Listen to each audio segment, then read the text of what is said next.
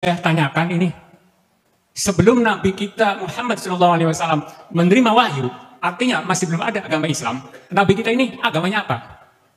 Apakah beragama mengikuti agama Ibrahim atau agama apa? Karena sampai saat ini saya berpikir nih, kayaknya masih belum ada Islam itu. Banyak istri-istri Nabi juga yang non-Islam, seperti Maria, yaitu dari Nasrani, dan juga Sofia, juga dari Yahudi.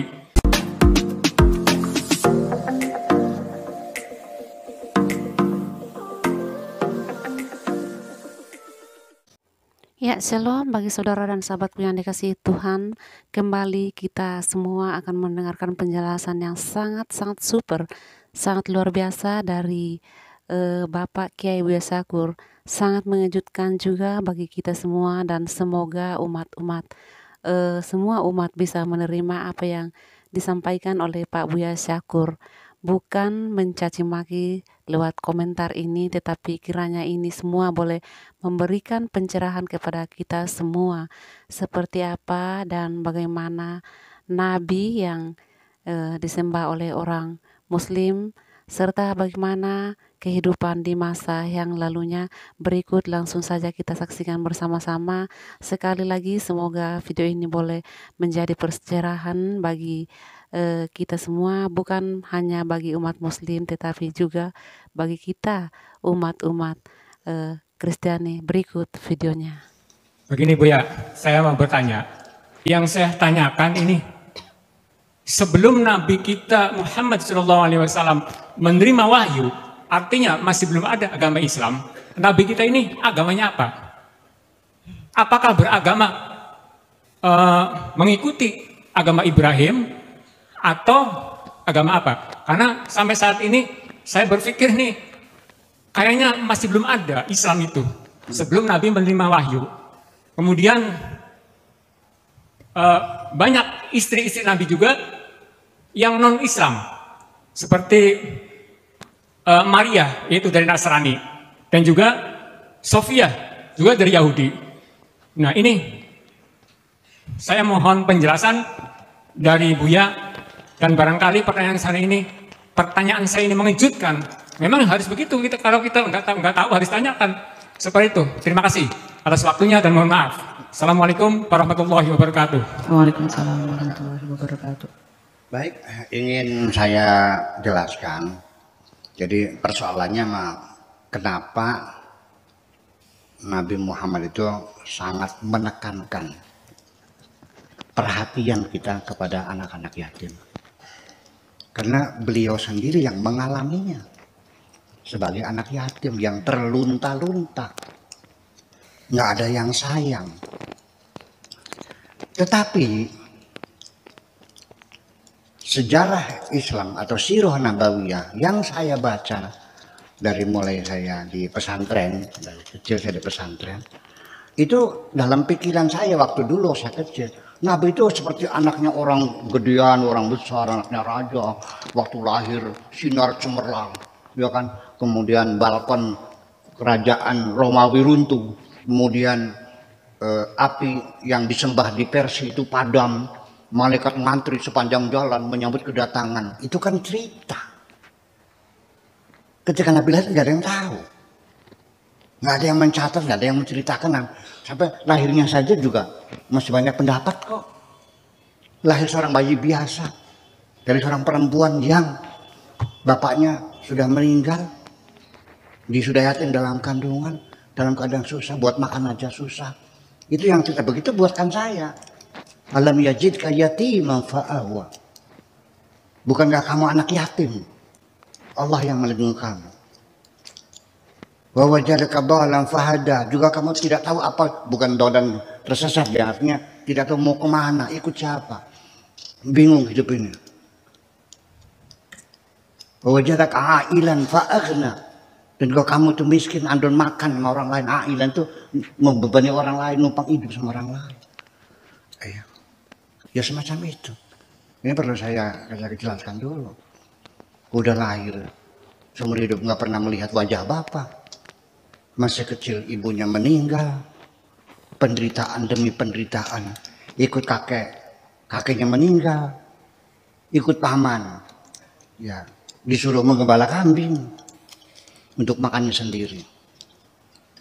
Ya silakan saja ahli sejarah mengatakan Allah sengaja menciptakan Nabi Muhammad menggembala kambing karena pada umumnya para nabi menggembala kambing. Dan sebelum memimpin manusia, Nabi Muhammad dilatih Tuhan memimpin binatang. Ngomong apa sih gitu? Saya baca atas begitu kok. Iya, itu boleh aja untuk madrasah tidak iya nggak boleh, tapi ya buat untuk kambing ya. Iya, seperti itu. Ya, Nabi Muhammad kenapa menggembala kambing? Karena dia ingin mandiri, tidak ingin merepotkan pamannya. Karena pamannya Abu Talib itu orang miskin juga. Kamu paham gak sih? Abu Talib itu kepala suku yang punya kekuasaan di Mekah. Ya, suku Quraisy yang menguasai suku Quraisy. Dia kepala suku Quraisy. Mana ada presiden miskin? Gimana? Ada nggak presiden miskin? Iya, artinya bahwa saya ingin mengatakan begini. Saya juga punya ponakan kok. Tapi alhamdulillah ponakannya ikut saya, sini saya muliakan, ya kan? Saya kasih tempat tinggal, rumah, saya kasih tugas sebagai kepala pondok, ya kan? Sebagai bendahara di madrasah, saya muliakan. Kalau ada ponakan ikut saya, terus saya suruh menggembala kambing, tidak saya kasih makan, tapi suruh makan sendiri, suruh menggembala kambing. Apa komentar kamu? Berani nggak kamu mengatakan Abu Talib tidak sayang sama Nabi Muhammad? Berani nggak? Jujur dong. Iya dong. Iya, ya udahlah, sudah kita nggak usah bertengkar, sudah lalu. Kita hanya bisa menganalisa kebenaran, kita tidak tahu persisnya kayak apa. Tapi yang jelas Nabi Muhammad wanti-wanti anak yatim itu, kata bahasa sininya amit-amit pitung turunan. Rongo kena. Amit-amit pitung aja sampai kita dua anak putus sengsaranya kayak kita. Itu bahasa Jawa, itu bahasa Indonesia apa tuh? Aku berharap anak cucu saya jangan sampai menderita seperti saya sebagai anak yatim yang terlunta-lunta itu. Itu maksudnya. Ya. Nah itulah makanya sehingga akhirnya kita rumuskan dari satu pemikiran besar bahwa ternyata kita ini umat Islam dewasa ini terjebak pada ibadah-ibadah ritual yang dibesar-besarkan, haji, ya kan, sholat, bikin masjid, bikin musola, besar-besar gitu. Ya, ibadah-ibadah ritual yang diutamakan. Kita melalaikan ibadah-ibadah sosial. Ya. Jadi saya kasih rumusan sekali lagi. Ketika engkau sibuk dengan ibadah-ibadah ritual, sampai engkau melalaikan ibadah-ibadah sosial, agamamu bohong. Sholat yang dibesar-besarkan, itu mikrofonnya tuh, toanya tuh mendengi kemana-mana, iya, mengganggu. Ada kecamatan, ada desa, ada puskesmas semuanya. Ya, nyetel lagu Basit Abdul Somad hari Jumat mulai jam 10 pagi sampai jam 12 siang, sehingga semua orang bekerja berhenti. Saya tegur, alasannya ini adalah syiar Islam.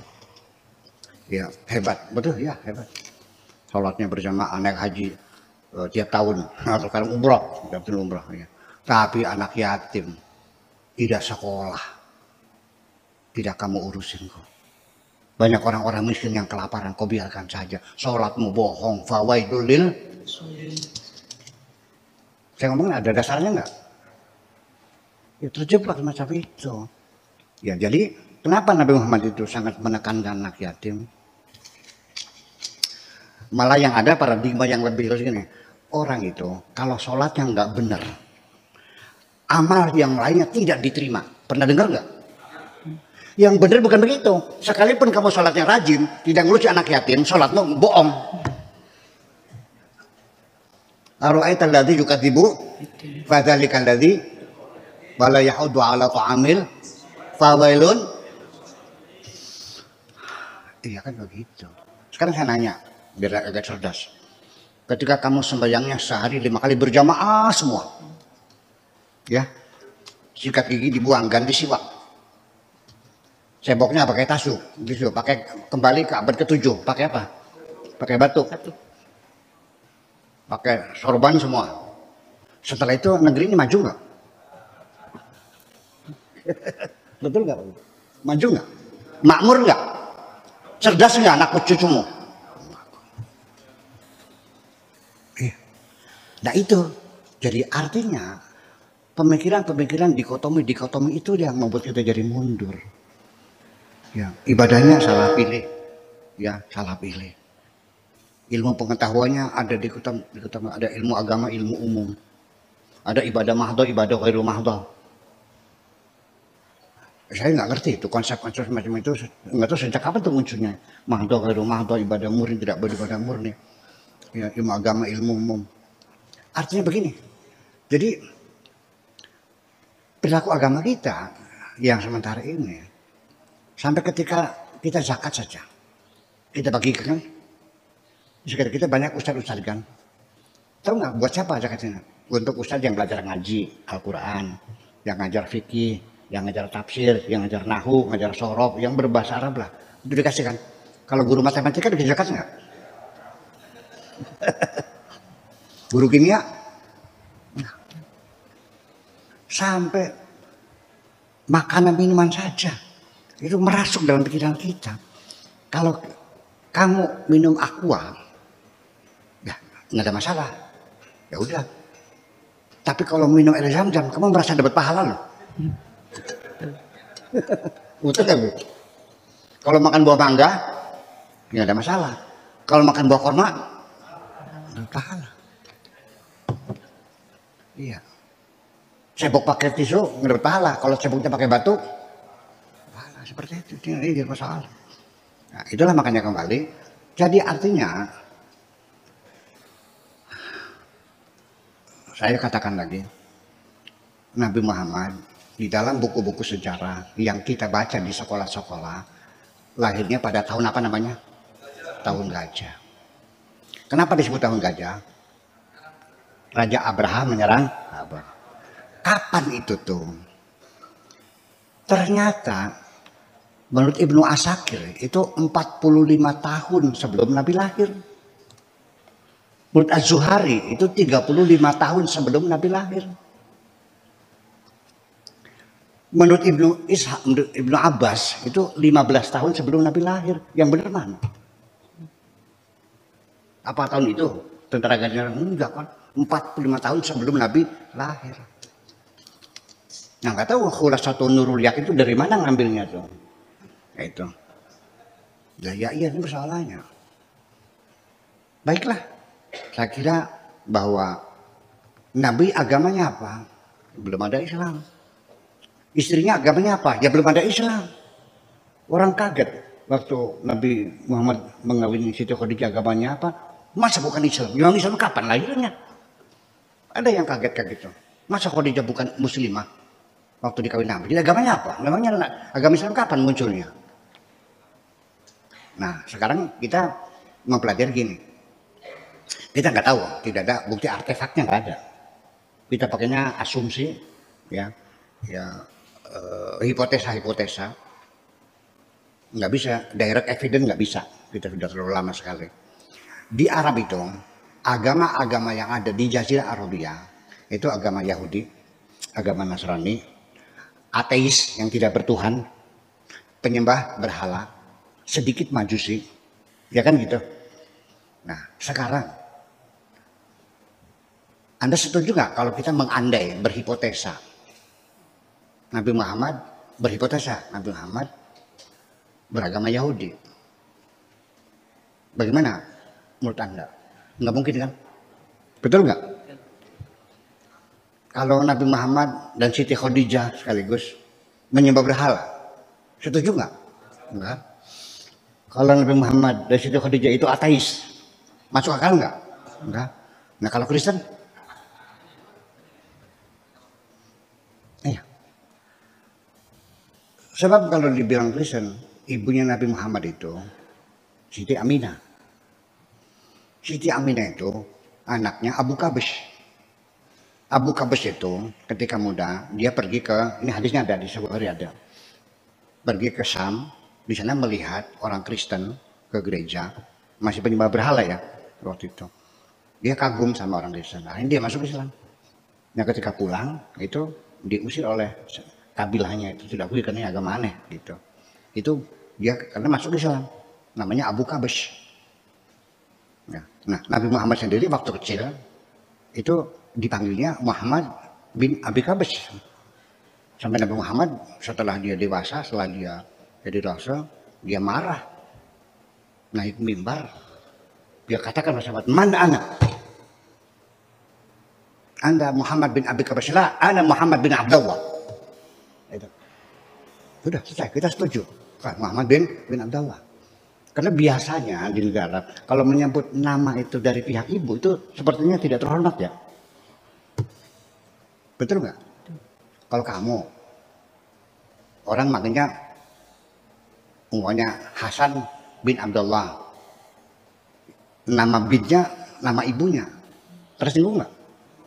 Itu nah itu seperti itu. Jadi artinya ketika kita melihat ibu kanjeng Nabi itu apa, bapaknya agamanya apa segala macam, saya kira tetapi ada peluang lagi nih, di tengah-tengah masyarakat di Jazirah Arabia ada satu agama yang bercampur dengan mereka ikut menyembah berhala juga, tapi di dalam hati mereka bertuhan yang esa. Nah ini namanya kelompok Hunafa. Ketika ditegur mereka, kenapa kau nyembah berhala? Mereka mengatakan, wa ma na'buduhum illa liyuqarribuna ilallahi zulfa. Kami tidak menyembah berhala, itu hanya mendekatkan diri dengan Allah. Itu Hunafa. Nah Hunafa itu identik dengan pengikut Nabi Ibrahim. Yang itu bagaimana sholatnya saya nggak tahu, ya. Karena sholat kita juga berbeda dengan nabi-nabi yang lain gitu. Nah itulah kira-kira semacam itu. Jadi artinya begini. Ketika kita mengungkap sejarah dari berbagai sumber yang berbeda-beda, ya Pak Habib, cinta jangan tersinggung dong karena saya berbeda. Betul nggak? Saya tidak menyalahkan Anda kok, ya kan? Tidak menyalahkan Anda. Ya udah sejarah kita gali, silakan. Ya jadi artinya begini, sebagai penutup, baca sejarah itu supaya kamu lebih objektif. Cobalah baca dari sumber-sumber sejarah yang berbeda-beda. Sejarah yang ditulis oleh Syiah, baca dong. Yang oleh Ahli Sunnah, baca dong. Yang tulis oleh Mu'tazilah, baca dong. Jabariyah, Qadariyah, Murji'ah, segala macam. Semua termasuk yang ditulis oleh para orientasi, baca semuanya. Dari situlah kamu memilih. Bukan baca kitab yang kamu beli di toko, terus kamu paksakan sebagai kebenaran, kalau tidak sama semuanya salah. Gimana? Sebab namanya orang menulis sejarah, jujur saja. Sejarah yang menulis adalah yang menang. Yang menulis sejarah adalah yang menang. Jadi nanti siapa yang salah, siapa yang benar, sulit untuk dibuktikan. Yang jelas siapa yang menang. Yang menang itu yang benar. Yang kalah, dia salah. Betul nggak? Betul nggak?